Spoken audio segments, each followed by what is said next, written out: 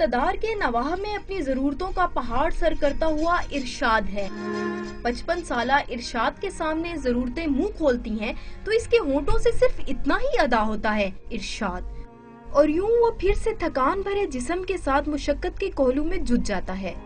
بڑھتی عمر، موسم کی سختی اور جان توڑ محنت کے باوجود ارشاد نے اپنی مذہبی ذمہ داریوں سے کنارہ کشی اختیار نہیں کی۔ چائے سے روٹی دو والے چار کر کے تو بس پانی اوپر سے پی لیتے ہیں بس۔ ارشاد کی قسمت میں لکھی اینٹ اور گارے کی مزدوری کی طرح اس کے دسترخوان پر رکھی افطاری بھی کبھی تبدیل نہیں ہوئی، وہی چند کھجوریں اور پانی کے چند گھونٹ۔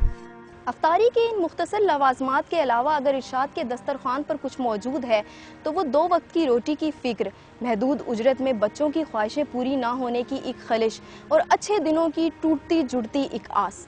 کیمرامین رضوان راؤ کے ساتھ ذکیہ منظور، ڈان نیوز، اسلام آباد۔